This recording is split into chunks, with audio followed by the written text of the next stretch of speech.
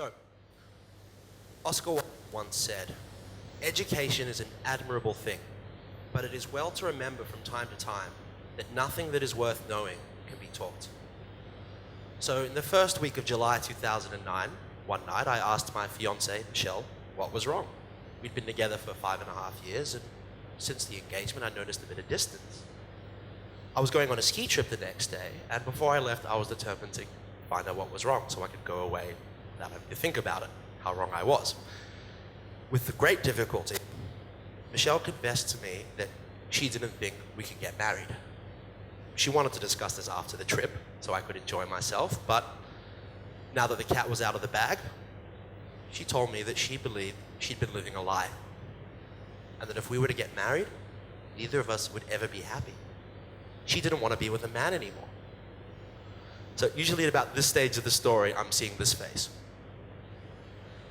Note, after 5 years, that's pretty much the aggregate, and I usually hear one of two questions. First one is, how did you not know? And the second one is, what did you do? So, what I did was drive in silence for 5 hours to the snow with my friends in the back seat, and I thought pretty much that whole trip.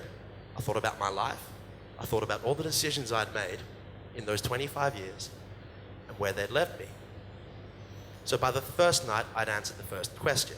How did you not know? Well, after giving up fighting all the shame that I was feeling, I realized that I did. I did know. She'd been with girls before me. And she even said to me, "Daniel, if I wasn't with you, I don't think I could be with a man." But I stayed. And I proposed. So by the second night, it had started becoming very clear to me that I wasn't happy with my life. I was really unfulfilled. And the relationship, well, we got on, but we weren't really helping each other in life. We were kind of just fueling each other's apathy. So it was by the third night that I realized Michelle wasn't the only one living a lie. I was never going to leave her. Never. That was my life. That's how I saw it. So on the fourth night, I went to sleep, somehow with a massive grin on my face. I woke up really scared the next morning, but I drove home knowing that Michelle had given me a second chance. And I was going to use it, because what she did had me asking myself the question that I needed to ask myself. What do I really want? And how can I go out there and get it with conviction? How can I be the true author of my life? So a few days later we broke up, and it was very sad for a while. Good 3 months. We were both really upset, but we knew it was the right thing to do, and we both moved on. Started living new lives, met other people. We still stay in touch, and she happily gave me permission to talk about this today. It was a victory for her too. So after about the 5th retelling, I kind of started noticing that my saga was quite captivating. I'd get amazing reactions and people telling me what a great story it was. I started wondering if it was maybe because everyone's got a time in life where a Michelle, someone or something, pulls up the handbrake. And life as we know it comes to a complete stop. And that's what we all do in life. We search for answers to the problems that really mean something to us. And while we don't all want the same thing, we know we all want something. When John Lennon asks us to imagine, what do we really think about? I mean, that song is possibly the greatest modern piece of music that we've ever heard. But is it really connected to the lives that we live today? Can anyone in 2013 imagine no possessions? No borders? A total brotherhood of man? So what is it about that song? When we hear it, we don't hear the words, we hear our lives. We hear what inspires us. The world is 7 billion different futures, all running together. My world is my future, but all of our futures together, all of our hopes, all of our dreams, our fears, our passions, our aspirations, they make up our world. All of it. So what do we do now? How do you make the right decisions? And more importantly, how do you know you've made them? Even more important than that, what when it's out of your control? How do you become an elite athlete?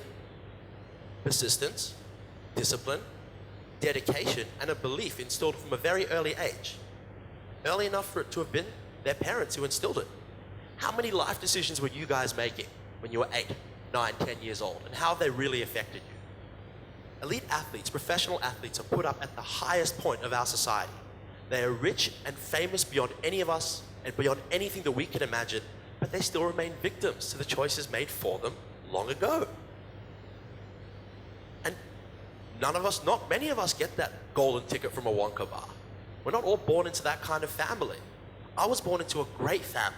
After what happened, they came to me and they supported me. They wanted me to win. And it was good that they did, because I wanted to win too.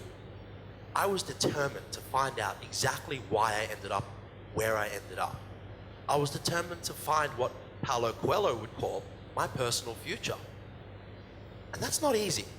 I've been asking really difficult questions about myself, trying new things, failing, getting up, and it's taken me to the most unimaginable places, and finally had me here speaking to you guys, trying to teach that unknowable lesson, that to be the true author of your life, you need to be the true author of your choices.